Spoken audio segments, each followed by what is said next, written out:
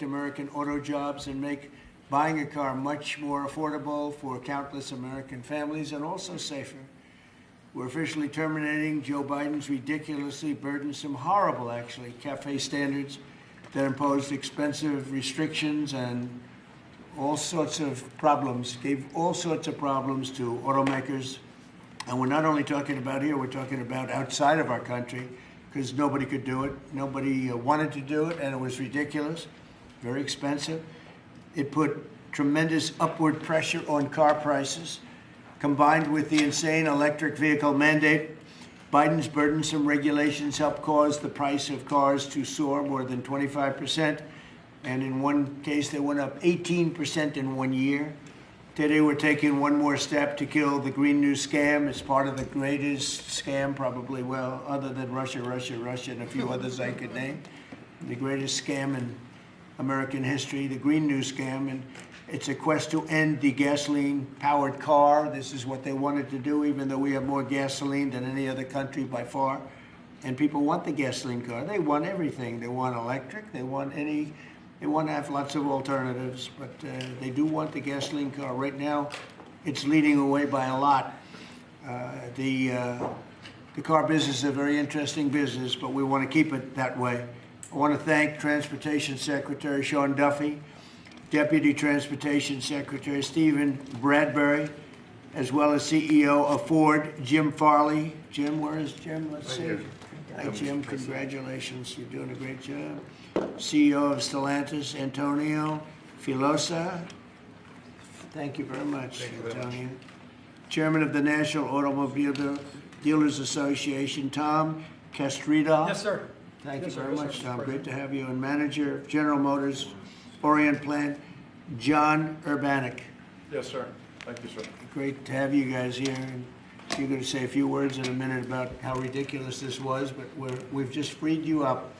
So you're going to have a good day. You're going to have a good number of years. Thanks as well to Senators Shelley Moore Capito, Ted Cruz, Kevin Cramer, Marsha Blackburn, Eric Schmidt, and Bernie Marino, as well as Representatives Sam Graves, Vern Buchanan, Mike Kelly, Roger Williams, Lisa McClain, and Troy Balderson. All great people. These are great people. And I know there's a lot of support long beyond the people that are here. We had tremendous support on this. From day one, I've been taking action to make buying a car more affordable. I signed an executive order to end the unfair, expensive electric vehicle mandate. As you know, we had to have an electric car within a very short period of time, even though there was no way of charging them and lots of other things. It would have cost $5 trillion to build the charging plants. And as you know, in certain parts of the Midwest, to build 9 chargers, they spent $8 billion. So that wasn't working out too well. That was done before me, by the way. I wouldn't have let it go forward. We're canceling the EPA's absurd tailpipe emission standards, one of the most important things that I've never had a group of people come to me more powerfully and really just devastated that they had to do it. It was killing them than the automobile manufacturers, the tailpipe emission standards.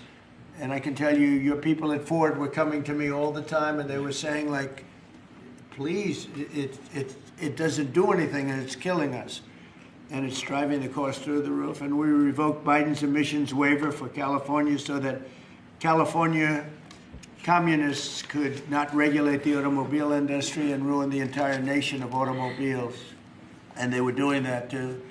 But we have that now under control also with your governor, who's got much more than he can control. Now, under the new rules being issued today by Secretary Duffy, the Department of Transportation will rescind the Biden fuel economy prices. And I hate to say that because they were really not economy. They were really, they were anti-economy. They were horrible what they were doing to the costs and actually making the car much worse. But these policies forced automakers to build cars using expensive technologies that drove up costs, drove up prices, and made the car much worse. The action is expected to save the typical consumer at least $1,000 off the price of a new car, and we think substantially more than that. Under the Trump administration, $70 billion are now being invested in the American auto industry. Ford has announced it will invest $5 billion across its Kentucky and Michigan plants. Is that a correct statement? That's right. That's a lot, $5 billion. You could do more. Creating at least 4,000 new jobs. Stellantis announced that it will invest $13 billion to expand its U.S.-based manufacturing by more than 50% and open new manufacturing facilities across the country. And I think a big part of that is also the tariffs. Because of tariffs, they're coming in.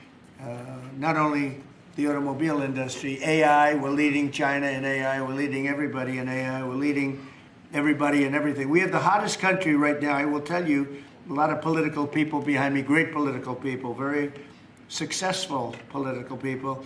We have the hottest country anywhere in the world.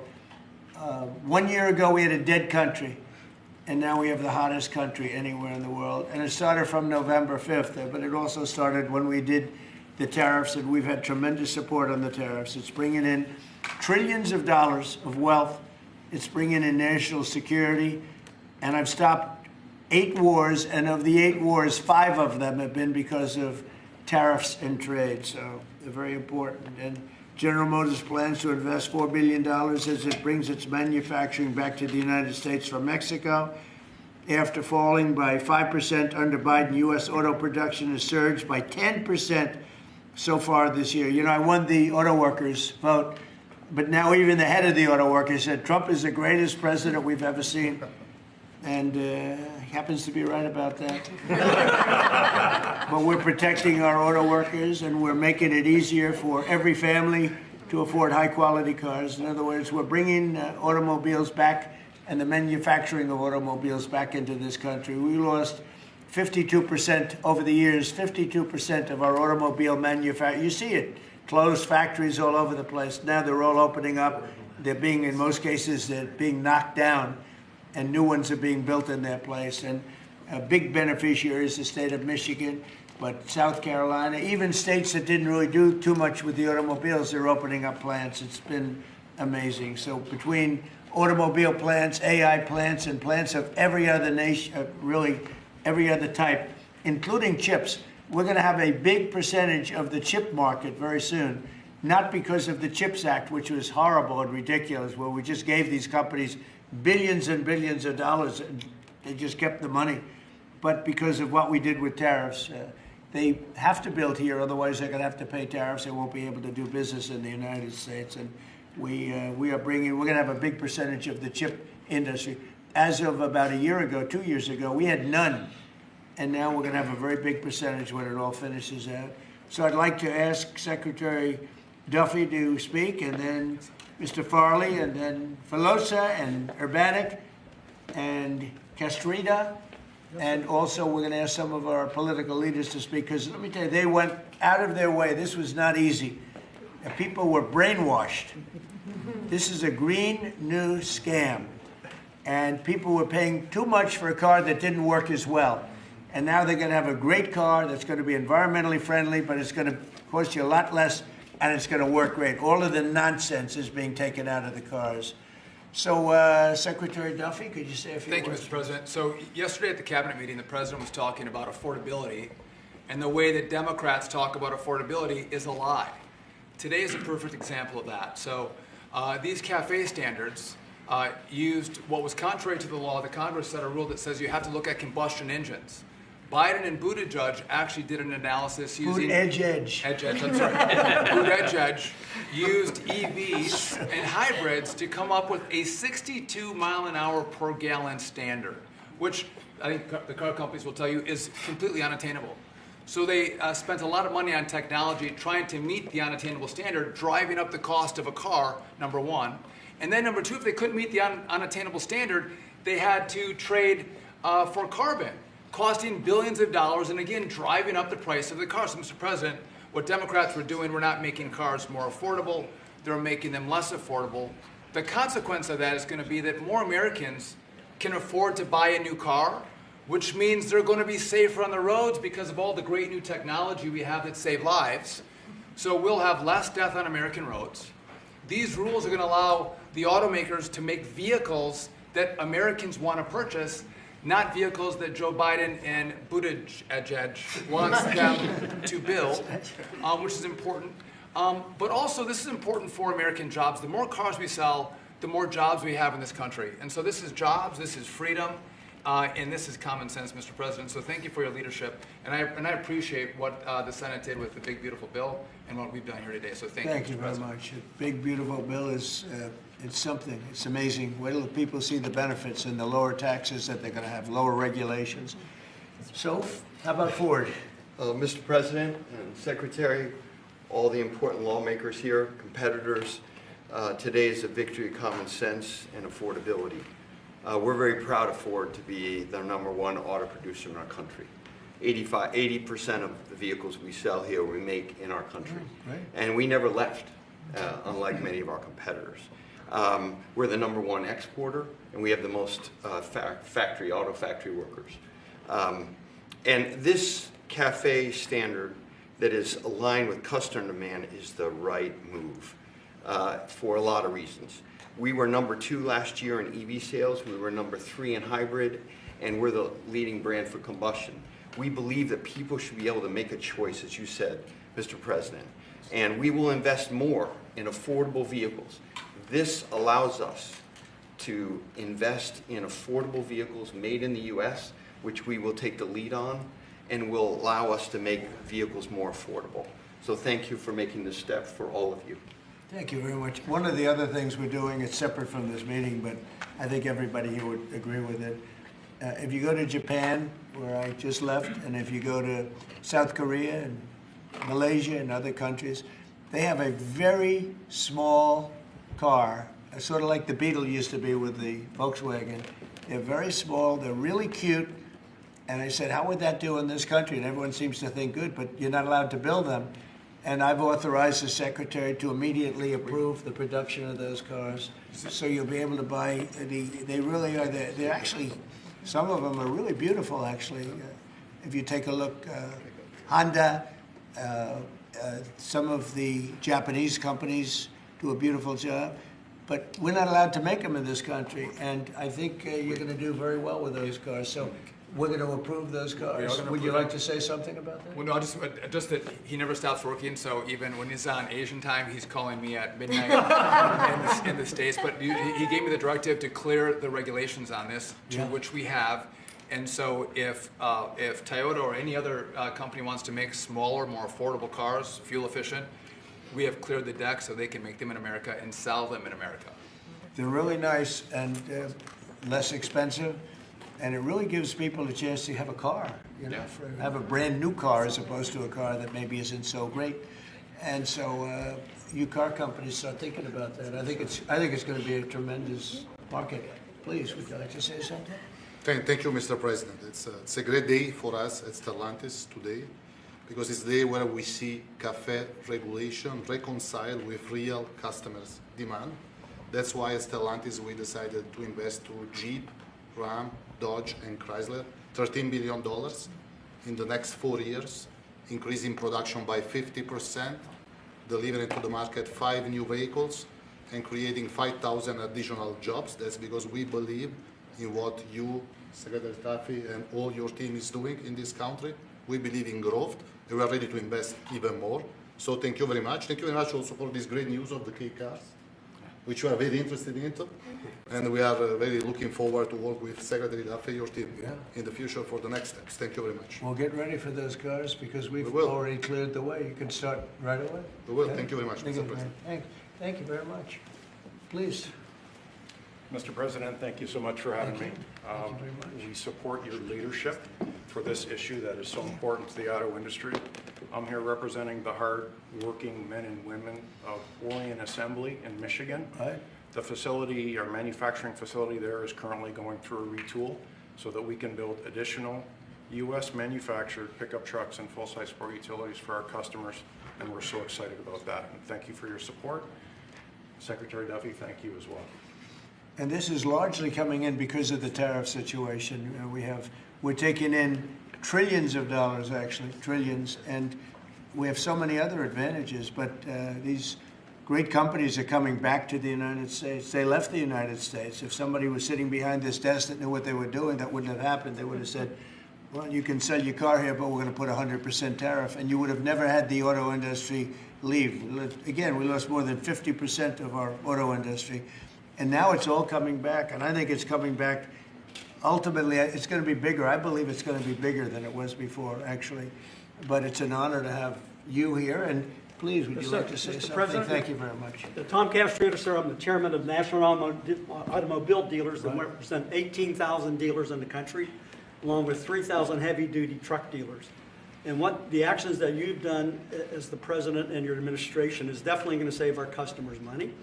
And you made your promises that let the consumer buy what they want, sir, and you delivered on that. And the other thing that you delivered was your promise in the big, beautiful bill, the tax deduction on loans that had gone away some years back. Right. And now that makes it affordable for our buyers that can save money through that loan of the tax, anywhere from several hundred to several thousand. So again, sir, on behalf of all the dealers and our customers, we appreciate what you and your administration have done, and of course our legislative support as well, Mr. President. Thank you.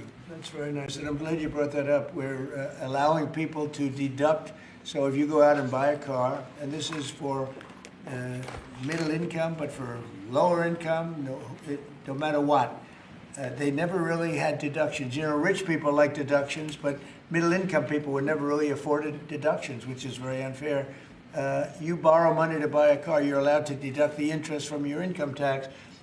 And I think that's going to be one of the most, in terms of your industry, I think it's going to be the biggest thing that we're talking about, maybe even bigger than CAFE standards.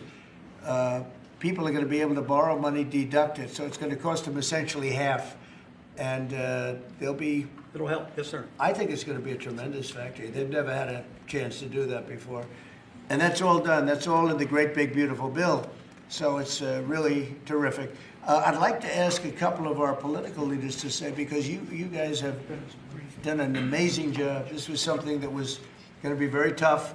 We had to fight lunatics to get it done, and they had no answers. You know, it's you just present them with the facts, and they just say, well, we're just not going to vote for it. They couldn't talk about it, but they didn't want to vote. I see Mike Kelly, my friend back there, has been with me from day one, right? Yep. What do you have to say, Mike? Well, you know what? I think you hit the key. Everybody's talking about the same thing. In America, look at the way they like each other. You can see there's no hatred between these two guys. No, as long as I beat his price, we're friends. No, but you hit it right on the head. The American people have always been able to choose what they want to buy. Right. They don't want to be taken out of a market by people who, quite frankly, don't even drive their own car, and saying this is the way you've got to go going into the future. And say, well, you may say that, but you're not in the market. You have no idea. And I know the business we're in. At the end of the day, if you were there with me, I'd say, oh, so, Mr. President, other than price, what's keeping you from taking the car home today? It's always price. Yeah. And the fact that we can build a car that's affordable, that people want to buy, that's the key to it. What you've done is unlock the most ridiculous statute that ever came in with CAFE. It wasn't done by the Congress. It wasn't done. It was done by President Obama after the courts failed on it. So thank you for doing what you're doing. You're making America great again in every single way. Thank you. Thank you. It's going to be so big for the auto manufacturers. People aren't even going to believe the impact this has. You know, Mike used to come to my rallies all the time, and we'd have a rally, and it was like 0 degrees. It was freezing everywhere, and he'd sit there without a shirt on. And I didn't need that, you know. I didn't say it was pretty, but he would sit there in the cold, and he didn't mind it at all. I said, that's one tough cookie, right? You lit it up. You know, we didn't need any heat. You were there. We had a good time. We had a lot of great rallies. We right? did. We did. Pennsylvania. Please, Mr. Congressman. Thank you, Mr. President. I represent the dealer body. I'm a dealer, and we got some other dealers in here, but this is huge for the dealer body, the local car dealer. We're going to be able to sell what the customer wants. The manufacturer's going to make what the customer wants. We've got all kinds of options to the big bill. It's going to enable people, as we talked about, to deduct payments and so forth. As we say in the business, they've never been cheaper than they are today, Mr. President. And it's going to be a great opportunity for the dealer body to sell what consumers want. And 99% of the businesses in America are small businesses. Many are car dealers, employ a lot of people. It's going to be a great year for us. We appreciate your leadership. And we appreciate, from a retail standpoint, we appreciate the manufacturers going to step up and build cars that customers want and that we want to sell. So thank you very much. It makes it a great country. He's also a very brave congressman because he was there on the baseball field that horrible day with Steve Scalise and some other people. He was hit but he took it very well. He took it very well. You're my pal. Thank you. Thanks. Great job. Appreciate you. Great job. Appreciate it. Kevin, could you say a few words of wisdom? One of the really smart economic forecasters, I will tell you. Beyond an economist, he's a real forecaster. Please. Sir, I think that there's a massive macroeconomic benefit to what we're doing today. And the way to think about it is that the car that has the best gas mileage that you could buy that has only gasoline is a Honda that gets about 36 miles per gallon. Joe Biden wanted to make every car on average be above 50. So there's no car made in the U.S. that you would be able to sell 2 years from now, 3 years from now under that rule. Because what he wanted to do was make everybody have an electric car, as you know. But here's the thing, that if everybody had an electric car, then nobody would be buying gasoline anymore, and they'd have to take all the miles that they travel and put it on the grid. And so we would have to increase the production of electricity in the U.S. by 25% over the next couple of years if they had their way. And so you've really stopped a massive disruption for the economy with this. So thank you, sir.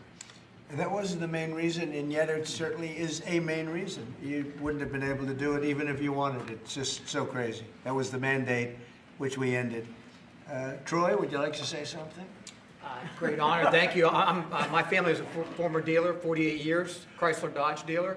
And then I got into the political world, sir. Right. I had more fun in the dealership world, but I miss it. But I still play a big role in automobiles and grateful. I remember under President Obama when the CAFE standards changed, as Mike brought up, and going through those challenging times. As a Chrysler dealer before Stellantis came along, it was Daimler before you guys got it. So thank you very much for being here and making these changes. And as you said, that interest on the car loan piece is big. And I know that Bernie led the charge on that in the Senate and get it into one big, beautiful bill. That really is a big deal, and people need to understand how big a deal that is. You did a great job. And by the way, we had a great victory last night. Matt is going to be great. Kind of like our race, huh? He's going to be a great congressman. I think so. Really, like us, right? Yeah, he's like us. One of my early endorsements, right? Yes, sir. Can we talk about it? You're right here. Is a man. Come in. Let me say hello to you. Please, go ahead. Thank you, Mr. President, you. for your leadership. But the thing I've admired most, you've been in business, you've been in the battles over the years, and you're helping us lead us out. Most people that are up here have no idea about business or small business. It makes a big difference.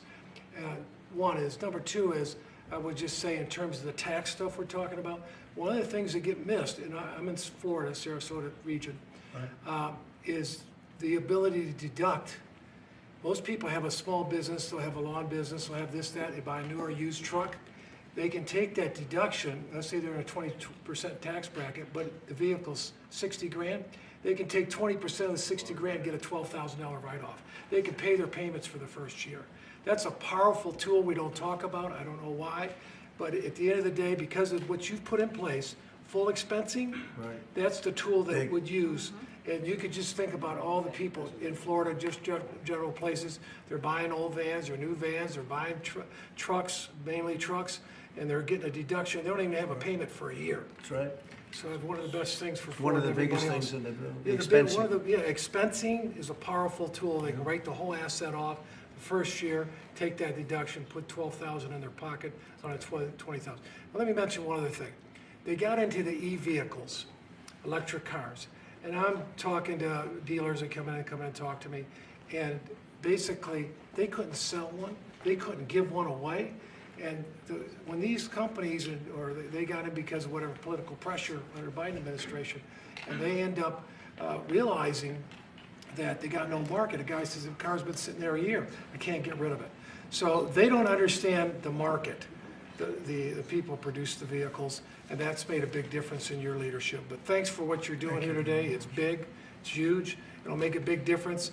$12,000 on a $60,000 vehicle, up front, day one. Thank you. Thank you very much. Great job. Yeah. You know, we're just talking about something that's interesting. Ford would make, and I don't want to speak for Ford because we have one of the top people right here. Mr. President, it's fine if you want to talk about Ford. Ford would make numerous electric cars in order to sell one Ford 150. Because they'd make all their money with the 150. Yes. And they were willing to lose money on building 2 or 3 electric cars that they couldn't sell in order to make some money on the 150, because the 150 is a monster. I'll tell you what, that no matter where you go, they love that Ford 150. Yes. But isn't it a ridiculous model when you have to build 2 or 3 cars that you know you're not going to be selling or not be selling for much in order to really do something that you should have the right to do, which is make a car that you want to make Yes. and that the market wants, right? So congratulations on the 150. Thank you. Best-selling vehicle in the United States. Just saying. Now it's 100% built in the United States. now it's only going to do no, but it really is. It's amazing. It's an amazing brand. There was a lot of stupid things done here. What would you like to say? Yeah, I thank you, Mr. President and Secretary Duffy and all of us. You know, one of the last times I was here is when you signed the electric vehicle CRA, Congressional Review Act, that all of us participated in, the beginning of really making common sense, because it was going to impact 17 other states and really a large part of our economy. This is about affordability here. I'm just going to say one thing. Well, maybe I already said one thing, so now I'm going to say 2 things. When we talk about a car and auto, we sort of talk about just, oh, we need a car. Do you know what a car does for a family? You can take your children to school, you can go to the store, you can visit your mother, you can go to church, you can have a job, you have the flexibility that you need. A car for an American family is about a roadway to prosperity. Big deal. It's a big deal. And so by making them more affordable, making them more choice-driven by what families want and need, today is a great day for the American family. Absolutely. Thank you. Absolutely. And the American worker. Say. Well, thank you, Mr. President and Secretary Duffy, and to my colleagues that are here. In Tennessee, we make great automobiles, and we have a fantastic workforce. And whether you're GM or Ford with their new investment in Tennessee, or Nissan or VW or Toyota with the engine plant, what you see is the components that are necessary to build these cars. And removing these standards and making cars more affordable does mean that more people will purchase them, but it also means we're going to have to make more cars to meet that demand, and for Tennessee, that is a great thing. So, you know, I'm just sitting here and I'm thinking, like, we have the biggest auto manufacturers in the world. They're talking about investing billions and they're investing it as we speak, but billions and billions of dollars in our country. Thank you very much. And they're here. They're not like, well, maybe we'll do it. They're doing it because of tariffs, and they're doing it because of maybe they like the president, and we're doing things like this for them, which frankly, no matter who you are, this should be done. And we're doing things like deductibility of interest when you borrow money. To buy a car, you're allowed to deduct it from your income tax. That is a massive tax cut for people that probably are going to be trying to buy that car anyway. And I really think that that interest factor is going to be one of the biggest things. When I was proud of that because I thought of it, and it seems so simple. Other people are allowed big interest. If you're a rich person, you're allowed to have big interest deductions for different things you do. But if you're a middle-income person that has to buy a car, you were never entitled to anything. And now you're getting a full interest deduction on the loan. And I think that's going to have one of the biggest impacts. But we're here with companies that are investing tens of billions of dollars in our country as we speak. It's not going to be in 2 years or 3 years. A lot of it's because of the expensing provision in the bill, in the big, beautiful bill. But a miracle is happening in our country. It's a miracle. This is just the auto industry. But we have other industries where it's the same thing. They're building all over our country, and this is a revolution is happening. It's a business revolution. It's a jobs revolution. It's a car revolution. We're bringing back the car industry that was stolen from us because we have people that didn't know what they were doing sitting at this desk. And they put the wrong people in because they weren't advised properly. And this is really an incredible thing that's happening. Go ahead, Kevin. Well, thank you, Mr. President. And I think in many respects, pretty much everything that could be said has been, except that I think what Kevin talks about in terms of the cascading economic opportunity from this one single event is just the tip of the iceberg. When you think of all the rules and regulations that you have repealed, I think it's more important, frankly, than the tax cuts. However, in the Working Family Tax Cuts Act, remember we made permanent a lot of really good policy from the first Trump era, not the least of which for small businesses is bonus depreciation. The opportunity to depreciate the year that you purchase an F-150 for your small business or a large truck for your farm. I just think we're going to roll into 2026 and we're going to see an escalation of economic opportunity, the likes of which I probably have never seen. I think nobody's ever seen it, nobody in the world, because there's never been 18 or whatever it ends up being. In 10 months, we have $18 trillion being invested. We never had $1 trillion being invested. And Biden had much less than that. Think of it. He had less than $1 trillion over 4 years. We have $18 trillion in 10 months, and it's actually as of 9 months. So there's never been anything. Eric? Yeah, what Mr. do you have President, to say? thank you. And on behalf of the people of the great state of Missouri, who we actually make things from F-15s to F-47s now, thanks to you. We'll be building the F-47 and then F-150s. And those are real jobs, and we make things in Missouri. This is going to go a long way, I think, for making things more affordable for normal people. Nothing could be more American than driving a car on a highway, and this is going to make that more accessible for more people. So thanks for your leadership. Your state's doing a great job. Yeah, well, they love you too. It's a great place. Thank you. Please.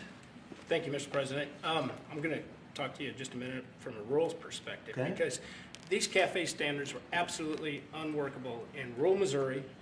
We need vehicles that are practical and affordable and Right. can haul for our small businesses, for agriculture, and it just simply didn't work. Those CAFE standards didn't work. So I applaud you and Secretary Duffy for your hard work and what you're doing on behalf of rural America. Well, it was keeping a lot of manufacturers out of our country, too. They said, we're not going to, are you crazy? They thought, outside manufacturers thought we were absolutely insane with all of the different things that were just made up nonsense. It was like made up, it was really made up by people that hate our country. I really believe. Does anybody else have anything to say? I'd say about two quick things, Mr. Oh, President. no, Bernie, I didn't see you. Two quick things I think are really important. So the person who sat behind this desk before you gave $7,500 in subsidies to multimillionaires who are leasing electric Rolls Royces, electric Porsches, electric Lamborghinis. We're getting $7,500 from the taxpayer. And these Democrats sit on this floor and say that Republicans are for millionaires and billionaires. We are the opposite of giving $7,500 to multi-billionaires to lease foreign electric vehicles. Number two, because of your policies, at the beginning of the year, 51% of the cars sold in America were made in America, 51%, before you got sworn in. Last month, that number was 57%. We moved it 6 points, which nobody thought would be possible in 4 years. We did it in 10 months. That's something that maybe the news should cover a little bit more. And we've driven down the price of automobiles. The car prices for consumers are down before you did. Just about everything is down. You know, this whole thing is, they use the word affordability. It's a Democrat hoax. They're the ones that drove the prices up. And all they do is say, affordability, and you're supposed to say, oh, that means they had low prices. No, we inherited the worst inflation in the history of our country. They say 48 years, but let's say that's history. I don't believe that. Biden had, because of his stupid ways and between his energy policies and his spending policies, we had the worst inflation in the history of our country. And now our prices are coming down. And they're coming down for cars, and they're coming down. I mean, did you hear yesterday when Chris Wright from Energy, the head of energy in our country, said there are now parts of our country, it's all happening, $1.99 for gasoline, a gallon. And we have it at $2.50, $2.60. It was at $5. And that's bigger than any tax cut we could give. And, you know, for the average family, that's considered bigger than any tax cut. So the word affordability, when they mention it, you ever watch them? It's all about, I saw the young lady that lost last night. She lost by a lot more than they thought. And we have a great new candidate in Congress, really great, Matt Van Epps. But I saw last night, she said, it's all about affordability, all about, they never talk about like the specifics. Right. Everything was through the roof. Eggs, when I took over, eggs were 4 times higher than they ever were. We got the prices down to the lowest level. Yep. I mean, amazing. But they never, you got to watch, they're great con people. It's like the Inflation Reduction Act. And after they got it approved, because everybody said inflation reduction, they admitted it had nothing to do with reducing inflation. It's a con job. I think affordability is the greatest con job. They look at you and they say, affordability. They don't say anything else. Everyone says, oh, their prices were so low. No, they had the worst inflation. We had the highest prices we ever had, and now they're all coming down, including beef is coming down. Beef was up there a little bit. Our ranchers did well, but we got to make them do a little bit less well, perhaps. But the beef is now coming down. Coffee is now coming down. It's all coming down, and it's a beautiful thing to see. But remember this, when they use the word affordability, they just say, they never say anything else. This election's about affordability, and then they go on to the next subject. It's a con job. They caused the highest prices in the history of our country, the worst inflation in the history of our country, and we're getting those prices down, and they're coming down rapidly, and you'll see those results very soon. Anybody else want to say a few words? Oh, Ted, I can't believe it. I'm easy to miss. It's very rare that I would miss it. Go ahead, Ted. Well, Mr. President, I want to congratulate you on behalf of everyone here for the leadership that you're showing. And this is a victory today for consumers. This is a victory for affordability. Your critics like to say the word affordability. Under Joe Biden and the Democrats, they put mandate after mandate after mandate on cars and trucks, and they drove the price up thousands and thousands of dollars. And with the actions you're taking today, and you put on top of that the one big beautiful bill, you know, most of the senators here on the Senate Commerce Committee, and on the Commerce Committee, we worked together to zero out the CAFE standards. We wrote that into the law that the CAFE standards went to zero. What does that mean? It means you can now, as a consumer, buy the car you want. It also means people's lives will be safer, because what these regulations did is they forced cars to be more expensive and made of plastic instead of steel, because you had to make them lighter to comply with these standards, so you'd get in a wreck and people would die. The result of what you're doing, you're literally saving people's lives, and you're making it where families can afford to get a new car. These actions will drop the cost of cars and trucks thousands of dollars. That makes a real difference.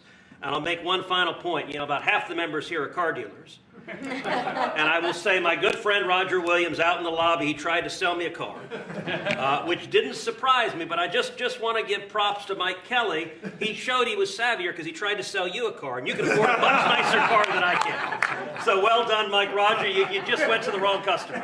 I was $100 cheaper. The thing that Ted just said, it's true. Plastic instead of steel. Think of that. And people died because of that. The plastic was plastic in an auto accident, and it broke up, and people were shattered because of that crazy deal. But it's a really good point. Go ahead. And Mr. President, I'll tell you, the Senate Commerce Committee on January 14th, we're going to have a hearing with all of the big three there and Tesla, and the entire hearing is going to focus on how your leadership has reduced the burdens on car makers. That's lowering costs, that's giving consumers more choices, and it's producing more jobs in America. And it's highlighting that's a real record of success. Yeah, well, it's an honor. And, you know, they were going by California. We had like 2 different countries, California and 15 that followed California, because you had 15 states follow California. And the rules from California were just like everything else. That's why people are leaving. That's why it's such a mess. It's got there's a state with such unbelievable potential. But what they did with the car industry is incredible. And that was, you know, the car companies didn't know what to do because they had 2 standards, and you can't build 2 different cars for the same country.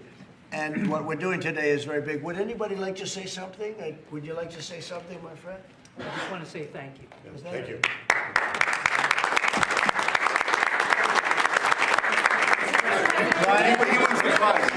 Mr. President, thank you. Once again, and we love you, Brian. Oh, I love you too, Mr. President. I've always said he's a good man. Well, I appreciate that. I've always said you've tackled the three M's: mortgage, munchkins, and marriage. You've solidified all of those. I'll add motor vehicles to that now.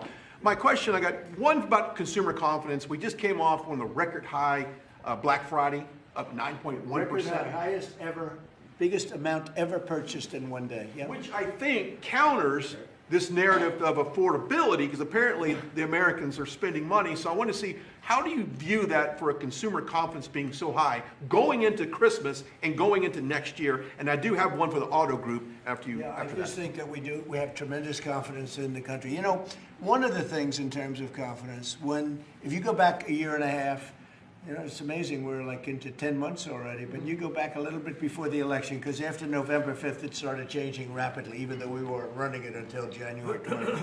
But when you look back and you look at the enlistment of soldiers, people that wanted to join the military, the Army, Navy, Air Force, Marines, Coast Guard, it's like booming, it's all Space Force. But we had the worst recruitment in the history of our country. A year later, we have the greatest recruitment in the history. You can't even get in. Getting in is like getting into a top college that you couldn't get in. People want to be in the service now, and that includes the police and firemen, other things. You couldn't hire police, you couldn't hire anybody in the Army or the Navy. You couldn't get people in, and we now have gone from that to record recruitment. We're getting high quality people, amazing people, wanting to be in the military. They have spirit now, you know, call it what you want, but that's part of it. But they have great spirit now. It's a great thing. Go ahead, ask your second question. Okay, my second question, I've got a lot of close family friends that are in the automotive business, own dealerships all across Southern California. They sent me a question to ask you. There's a thing called a mileage blocker that is installed on vehicles. It's a type of a computer chip which alters the actual mileage driven on the vehicle, so that when you have a leased vehicle that's turned in, they're losing thousands of dollars. They've got to go chase down these manufacturers. What can we do to track down these manufacturers of this illegal computer chip that's really hurting the automotive industry? Have you heard about this? Yes, sir. They're getting built in China, and most of them are coming out of Great Britain, sir. They're being distributed through China, through distributors selling them online through Great Britain. Yes, sir. Wow, that's not so good. What do you think? Look at that. Yeah. Do you burn it? Do you know anything about that? It works on older vehicles, and obviously, well, we got to do a better job. Yeah, I think it's something I've never heard of it. Very good. We never heard of it. That's pretty good. Mr. President, you released video of that first boat strike on September 2nd, but not the second video. Will you release video of that strike so that the American people can see for themselves what happened? I don't know what they have, but whatever they have, we'd certainly release. No problem. You know, we stopped every boat we knock out. We save 25,000 American lives. That's right. And if you look at our numbers, the drugs coming in through sea are down 91%. I'm surprised there's 9% you want to. I don't know who's doing the 9%, but it's down 91, and we're going to start very soon on land, and I'm sure you're thrilled to hear that. Mr. President, on Ukraine, Steve Witkoff and Jared Kushner were there last night with Vladimir Putin. Can you give us an update about those talks? It sounds from what the Kremlin is saying that they're not going to compromise. Can you tell us what you've... I don't know what the Kremlin is doing. I can tell you that they had a reasonably good meeting with President Putin. We're going to find out. It's a war that should have never been started. It's a war, if I were president, we had a rigged election. If I were president, that war would have never happened. It's a terrible thing. But I thought they had a very good meeting yesterday with President Putin. We'll see what happens. It's, you know, when I was in this office and I talked about no cards, I said, you have no cards. That was the time to settle. I thought that would have been a much better time to settle. But they, in their wisdom, decided not to do that. They have a lot of things against them right now. But you have President Putin had a very good meeting yesterday with Jared Kushner and with Steve Witkoff. What comes out of that meeting, I can't tell you, because it does take two to tango. You know, Ukraine, I think we have something pretty well worked out with them. They're very satisfied, considering. But the sad part is, if I were president, no war would have ever happened. They would have had 100% of their territory. Nothing would have happened. It's a very sad situation. So think of this. Last month, 27,000 soldiers. 27. That's like you take a stadium, a football stadium, not an arena, and you cut it in half. 27,000 people died, young, mostly young soldiers, died last month, in 1 month. Mr. President. And that's the only reason I'm involved. You know, we're not spending any money in the war. We're selling to NATO. We're not being ripped off like we were under Biden. Biden was handing everybody everything we had, giving them all the missiles, everything they wanted, free, no charge. So he had no idea what he was doing. They're paying top dollar, full price for everything. Goes to NATO, and then NATO distributes it. NATO pays us. So it's not money. We would all, I think I can speak for everyone behind here. The politicians I know and the auto manufacturers are good people. They don't want to see 27,000 people die for no reason whatsoever. And that's the only reason I'm trying to help. Yeah, please. Mr. President, switching to Venezuela for a second. Have you checked back with President Maduro? I mean, is your pressure campaign working? And do you think how's he responding to your demand that he leave the country? It's not pressure campaign. It's much beyond that, I think. But I spoke to him briefly, just told him a couple of things. We'll see what happens with that. Venezuela sends us drugs, but Venezuela sends us people that they shouldn't be sending. They emptied their prisons into our country. They sent us killers, murderers. They sent us drug dealers at the highest level. They sent us gang members. They sent us people from their mental institutions. They emptied their mental institutions into our country. And so did other countries, because we had stupid people running this country, really stupid people. And I think probably you had some stupid ones, and you had some smart ones, but there were bad people too. Because not all of them were stupid. You can't cheat on elections like they did and be stupid, okay? Mr. President, did you talk to him a second time or just that one time? What's that? To Maduro. Did you speak to him again? No, I didn't. Mr. President, if you do find... When you spoke with Mr. Witkoff and with Mr. Kushner... Last night, did they give you the sense that President Putin still wants to end the war, wants to make peace? He would like to end the war. That was their impression. Now, whether or not, you believe that was their impression. You know, their impression was that he would like to see the war ended. I think he'd like to get back to dealing a more normal life. I think he'd like to be trading with the United States of America, frankly, instead of, losing thousands of soldiers a week. But their impression was very strongly that he'd like to make a deal. We'll see what happens. Mr. President, if the boat strikes, if it is found that survivors were actually killed while clinging on to that boat, should Secretary Hegseth, Admiral Bradley, or others be punished? I think you're going to find that this is war, that these people were killing our people by the millions, actually, if you look over a few years. I think last year we lost close to 300,000 people were killed.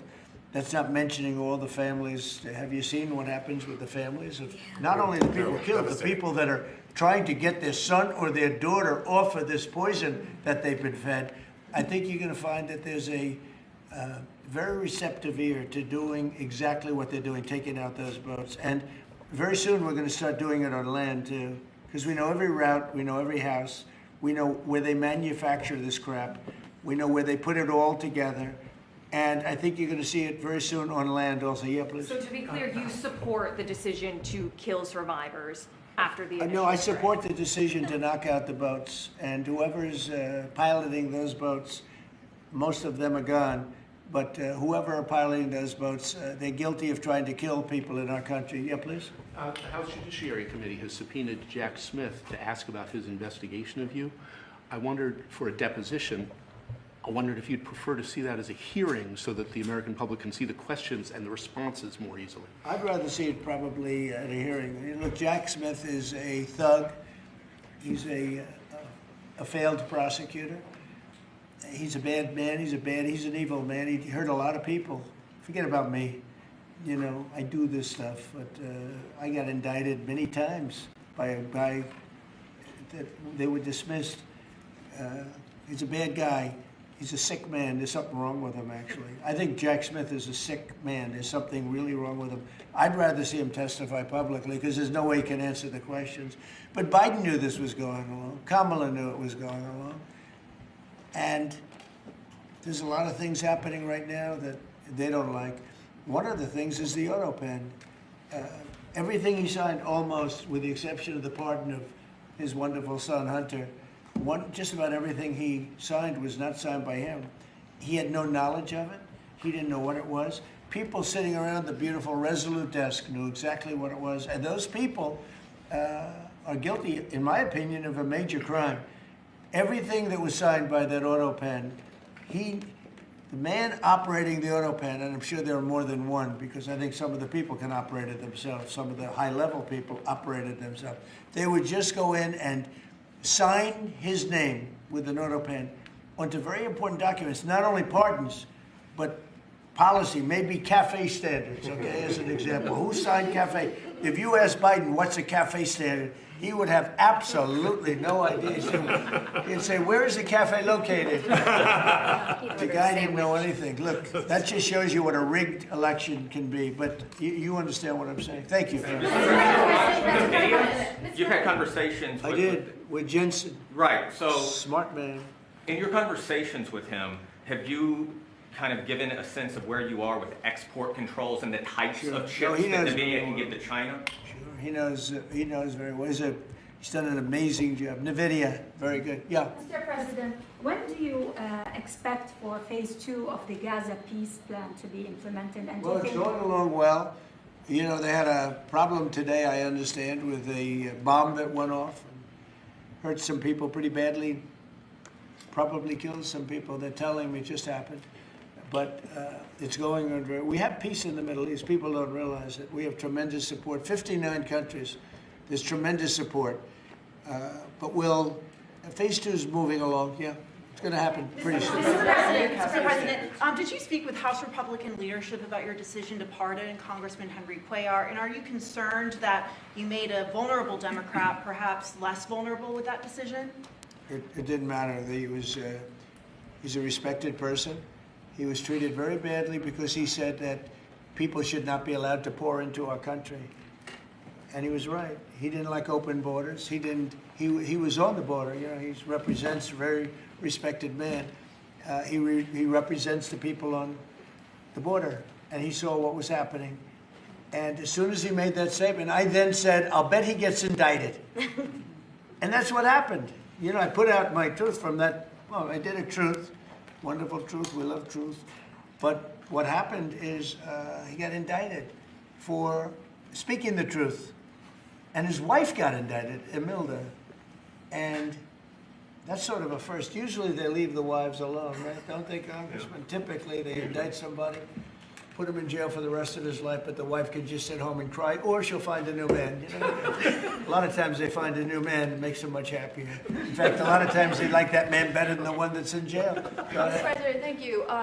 The mayor of Minneapolis, Jacob Frey, is saying that he's actually proud to have the largest Somali community in the country, and his police chief Well, then he's a fool.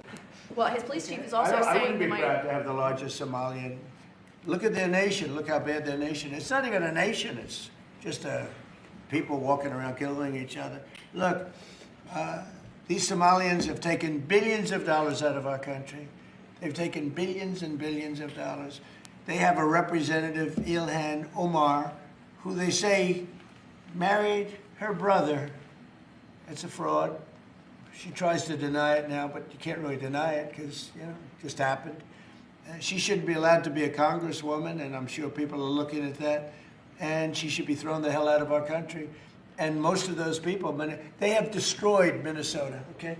Minnesota, you have an incompetent governor. You have a crooked governor. He's crooked as hell, but he's incompetent.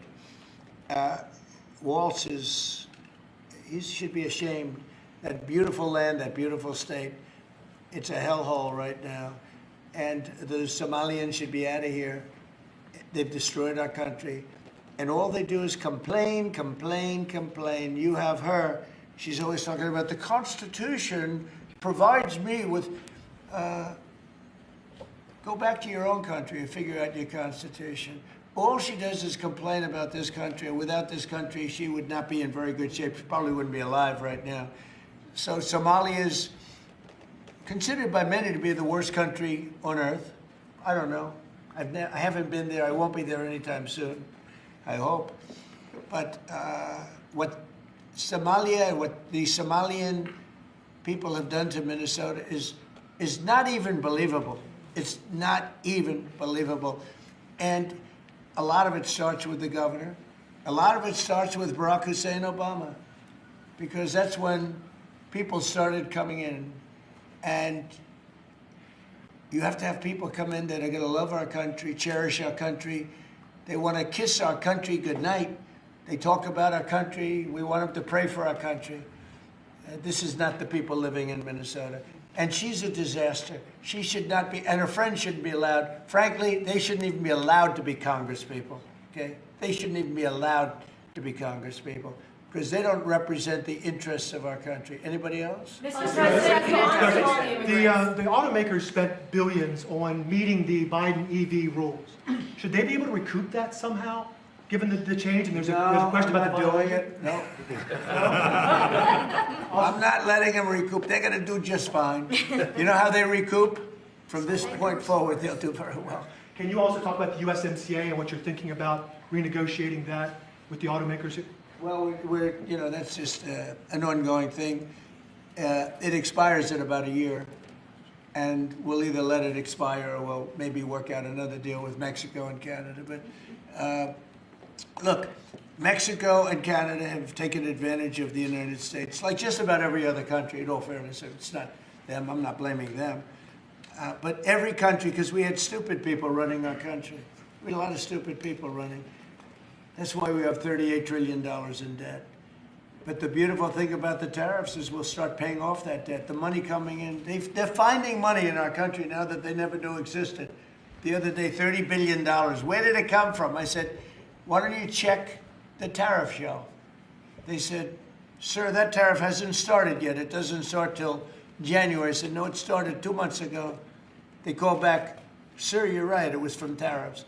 No, we have a whole different country. I hope the Supreme Court, I pray that the Supreme Court understands the importance of the sensible, really, I mean, this would be country threatening if something happened with regard to that. You know, the people that brought that case are bad people. They're very bad people. They hate our country. They represent foreign countries, including China. But they represent, and China's paying us a lot of money now in tariffs, but they represent people that really don't like our country much. And I know some of them, and they're scum. In my opinion, they're scum. They're absolute scum. And they're not suing for any good reason. They're just suing to see if they can stop it because they make money if this country does badly. You know? So, but we're taking in trillions of dollars. We're stopping wars. We have great national security because of tariffs. And then to think that we have to even go and justify this. The reason a lot of these people, I can tell you this, maybe we would have had the political people, we wouldn't have these people without tariffs. The people that are up here from Stellantis and Ford and General Motors, great companies, including this gentleman, they wouldn't be here today if we didn't have tariffs. They'd be building their plants in Mexico and other places. They're leaving Mexico and they're leaving Canada. They're leaving because they ripped off our country. They took our businesses away from us. And now because of tariffs, they're all coming back. So it's a great thing. Thank you very much, everybody. Mr. President, you call Somalians garbage. What about thank you guys. Keep moving. Thank you, Pamela. Thank you. Keep moving. Thank you guys. Thank you so